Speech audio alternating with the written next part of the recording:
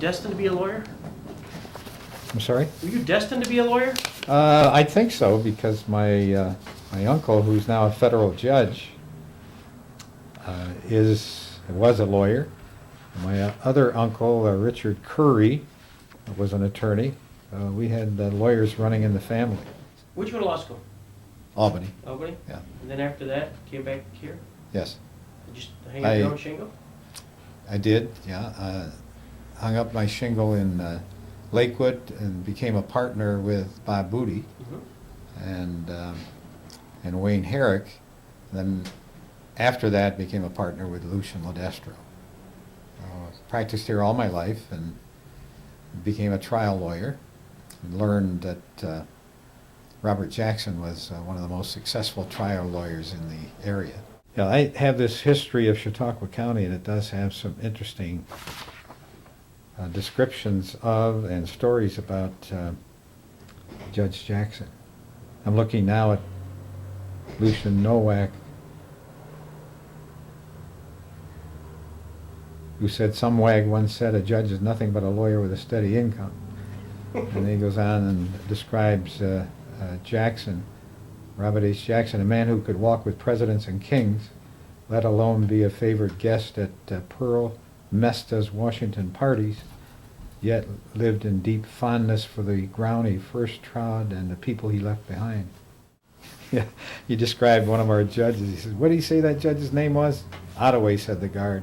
"Hell," replied the prisoner, "it ain't Ottaway, it's Sendaway." From this book that I did learn that Robert Jackson was responsible for the municipal sewer plant in Jamestown. Mm-hmm. I think I told you at one time about that story. He was retained by some farmers whose milk was contaminated, and lo and behold, it was contaminated because of the raw sewage that was coming from city of Jamestown residences and businesses and industries right into the river. And so he took on the city and sued them and won. And some of the folks said he did it for political reasons, and he said he did it for health reasons and because he wanted to represent his clients. Yeah. Always looked up to him, Yeah. you know, wanted to emulate him. I'd heard so much about him. And as a Democrat, of course, he was one of my heroes. Sure. So, Did you ever meet him? no, You met him? never had the pleasure. Only saw him when he was being escorted into the cemetery for burial.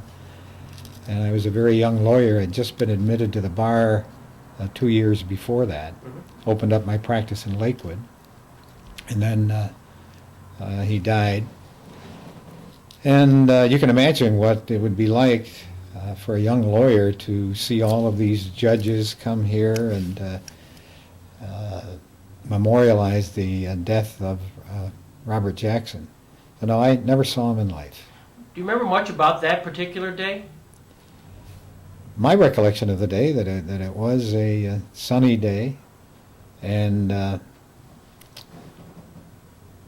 in walking the cemetery, it was so quiet, even though there were crowds of people there. It was a very solemn thing, as you might imagine. S. Miles Boughton, I remember him well. He used to do quite a bit of writing in the newspapers locally.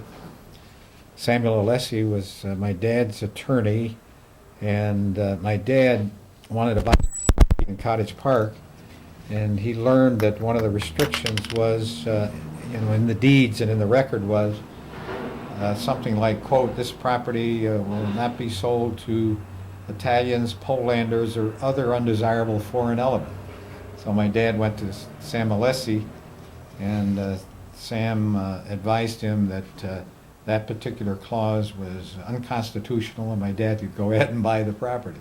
But I've treasured that deed of ours, and still have it. And whenever I speak to some Italian-American groups, I let them know that there was a little bias in Cottage Park, Yeah. Chautauqua County. Judge Barger, I practiced before him, and the fear of God was in my soul whenever I would confront him, because he had such a stern look, but actually had quite a sense of humor. Judge Bodine, lovable man.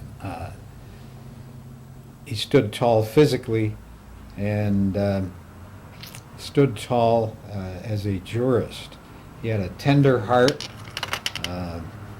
was just a wonderful man and a great wit. He used to give speeches all over the Chautauqua County and had the driest wit about him. I wish that we had recorded his speeches. He used to subscribe to the Reader's Digest, and then he would take 5 volumes, drill holes through them, and connect them up with wires. And he had several sets of those, and I inherited those somehow. I don't know, remember where I acquired them, Yeah. but I have these old Reader's Digests that go back to the early 1920s. Lee Ottaway, I practiced before Lee Ottaway, or what did he say? Lee Sendaway. And Sid Hughes was assistant district attorney when I came here to practice, and a tough lawyer. He never wanted to take plea bargains. Mhm. And if you wanted to get your client some relief, you had to try the case and win. He never did it. John Barrett was village attorney in Lakewood, very willing to help young lawyers, very friendly lawyer, and a good lawyer. Bob Booty, as I said, was a partner of mine. He was town attorney for the town of Bustye, and also a student of Robert Service. Robert Service wrote quite a few poems, including The Cremation of Sam McGee. Bob can recite those verbatim. So if you want entertainment, give him a call, mention Service, and he'll recite several of his poems. No kidding. Yeah. Judge Berglund was a stern judge, good scholar. What's important about him, he's a good model. He was an alcoholic. Mm-hmm. And before he hit bottom, he and Judge Phillips, McKinley Phillips, was also damn good lawyers, but they couldn't avoid the drink. Mm-hmm. They, as they kind of hit bottom, my understanding is that they talked to, or rather, Wilson Price talked to them and encouraged them in some way, inspired them, Yeah. to get away from alcohol, and they did. And then they became successful attorneys and eventually became judges and were looked up to by many people, including myself. Ernest Cockcroft, all I remember about him is when I came to practice law, I got a letter in the mail congratulating me for joining the bar, and I preserved that letter. Came from Ernie Cockcroft. Oh, Conti I did know. He was Democratic chairman. Is there? Gentleman Sam, Mm-hmm. dressed neat as a pin, respected attorney. Got me to run for district attorney when I think I was so green. At that time, I'd been in the practice about a year, and I got my first defeat in politics as candidate for district attorney. Marcus Conley was school attorney for Southwestern.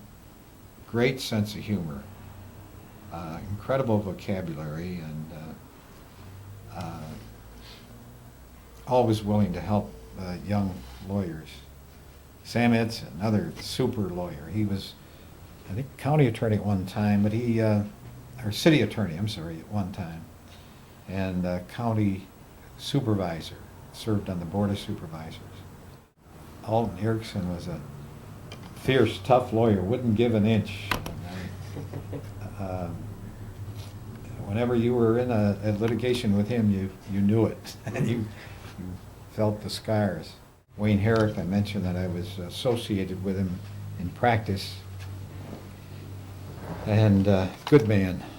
I think he was he was attorney for the Social Services Department here in Chautauqua County. As did Bill Arison. Bill Arison died of cancer. Bill was an assistant public defender and became public defender in Chautauqua County. Would always fight for the downtrodden. He was our ACLU lawyer, you might say, in this area. Kenneth Johnson didn't give too many quarters either. He was a tough attorney. To a case, criminal case. Back in the days when I practiced law and these folks practiced law, we didn't have the public defender system. The county judge would appoint lawyers and try to rotate it. And Adolph tried to beg off because he didn't handle criminal cases ever. I'm assigning you to this particular case. And it was a case involving statutory rape. And apparently the girl had lied her age to the man that was involved. And he tried to use that as a defense and it didn't work. So the gentleman spent about 5 years behind bars for that one. But Adolph was a good lawyer, but should never have taken criminal cases. Ernie Leet, who wrote this book or participated in the writing of the history of Chautauqua County, was a great environmentalist. In fact, he was always on the forefront trying to get sewers in Chautauqua County, sewers around Chautauqua Lake. And as a matter of fact, I think we have his plaque on the sewer plant offices in Celeron, because if it wasn't for Ernie and his constant battle for the environment, we would have had a sewer plant eventually, but not as early as we did, and that he's to be credited. I take my hat off to him, and so any of the folks that like the looks now of Chautauqua Lake and the beautiful condos on the other side of the lake can take a tip of the hat to Ernie Leet for all that he did. Mike Lombardo, tough trial lawyer, very, he handled quite a few criminal cases and civil cases in Chautauqua County, and never gave a quarter. He and Pickard were partners, and they made an interesting combination. Pickard was, I think, weighed about 300 pounds, was about 6'2", as I recall. Mike Lombardo was about 5'4", very small man, but good lawyer, good trial lawyer. He was not the scholar, his partner was. And together they made a great combination. They were one of the most feared law firms. Clarence Pickard was his partner. One of the most feared law firms in the area, one of the best law firms. Francis Moynihan was a justice, a city court, let's see, justice in the city of Jamestown. They had a justice court at one time. Emmett Ross, short of stature, did more real estate and estate work than anything else. J. Russell Rogerson was Mr. Republican of the bar. Tough lawyer, good trial lawyer, one of the more prominent and wealthiest lawyers in the area, represented quite a few industrialists. And I had a few cases where I was on the other side, but he was always, always treated young lawyers well too. But he always on the move. Oh, I mean, you have a conference with him, and you know it wasn't going to last very long because he has other things to do. Ross Spoto, kind of the poor man's lawyer. He didn't spend time in court, did a great deal of work, real estate work and problems for folks, took it very seriously. And whenever anyone went to Ross, that person would know that he'd have a lawyer that would work for him and fight for him, battle for him. Tubi Scarpino, big fighter. I mean, he was tough. I battled with him on a few occasions, but he was a good defense lawyer. And, he just wouldn't give an inch in his trial work. Stanley Weeks, the same, you know Stanley. Sure. Stanley, our bagpipe man. But great deal of respect for him. He became mayor of the city of Jamestown. He felt you have to give something back to your community, and he did. He's a good lawyer, good judge. I respect him. He's the one that gave me that portrait of Garibaldi that's up there in my chambers. Oh, yeah? And he's the one, too, who told me that Abraham Lincoln, so frustrated with the generals that he had, that allegedly conferred with Garibaldi with the idea of Garibaldi leading the American army, or the Northern Army. But Garibaldi insisted on being commander-in-chief, and Abe Lincoln says, no, there's only one, Yeah. and that's the President of the United States. So we didn't get Garibaldi, and unfortunately our war went on and on and on. Give me just a quick overview of Joseph Gerace, your career. Lawyer, Lakewood, and then what? Let's see, lawyer in Lakewood, then I got interested in politics, got involved as a town supervisor, the second Democratic town supervisor in all history of Busti. The first one was a doctor back in the early teens, the 1900s. He got elected because they had a plague at that time. A lot of people were ill. I think a flu bug must have hit most of Busti. And he must have visited most of the homes. But for some reason, he took an interest in politics because they elected him as the supervisor. But anyhow, became a town supervisor, loved it. Became a county legislator. In fact, during my time, there was some legislative reform because of the one man, one vote edict that came out of the Supreme Court of the United States. We had to change the charter in Chautauqua County and switch from the Board of Supervisors system to legislator system. And you could not,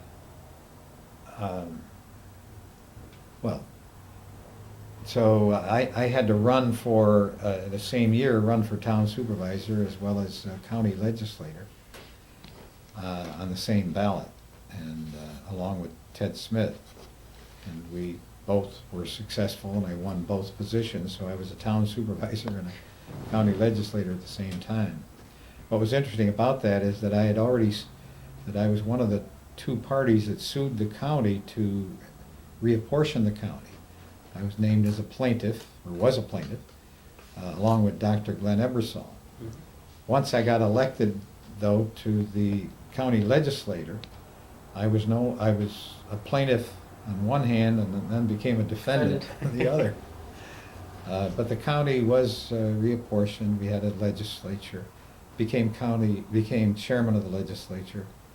From there, the charter that was eventually adopted called for a county executive, and I became the first county executive.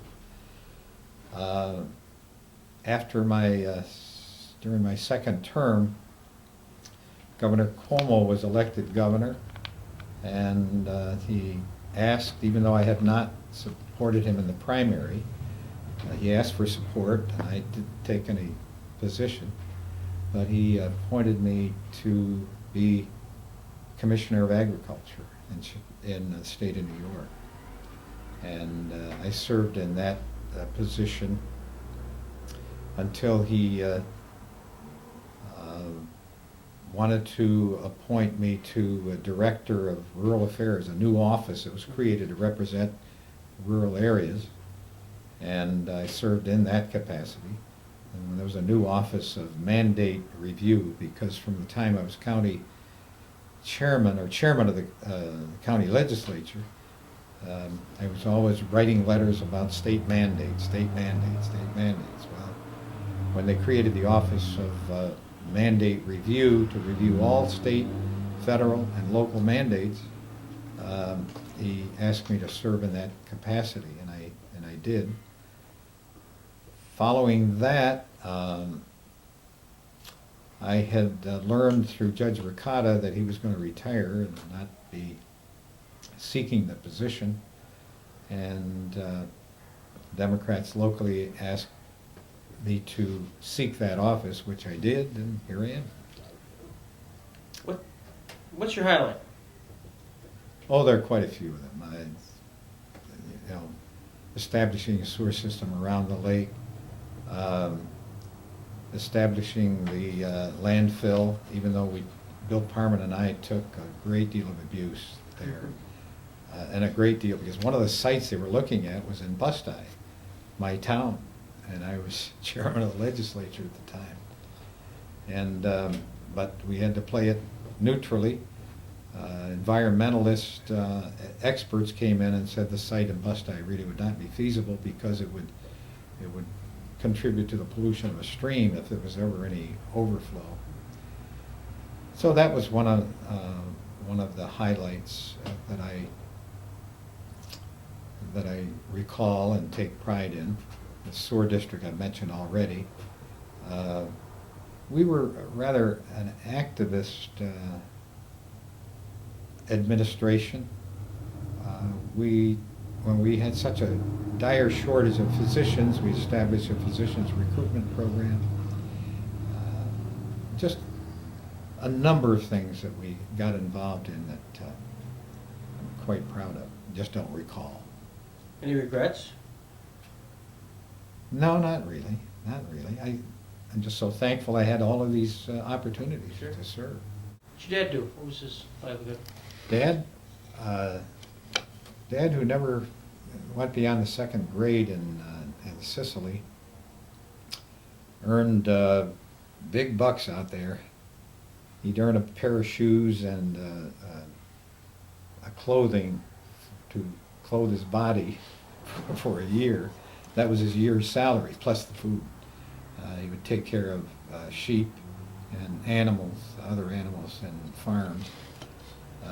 He decided he wanted to come to America. He served in the Italian army in the First World War, and dreamed to come to America. Finally made it after several struggles. He worked for the county of Chautauqua on the road gangs. From there, he went to work at Weber Knapp, worked in the foundry. Even though he was a little guy, about 5'4", 5'4", weighed about 190 pounds, carried up to 100 molds that weighed about 100 pounds apiece. And Weber Knapp at that time made the brass ornaments for caskets and for cabinets and other type of furniture. And they made them in the foundry. He then left there to try his hand at building some houses, built 3, and then died trying to build the 4th. I admired him much. He never went to school in America either, and he learned to read the newspaper. I recall he would read the Italian newspaper and then read the journal and labor over that. And he too felt you had to participate in government. He didn't get involved in politics much, but he worked to the point where he could get to vote.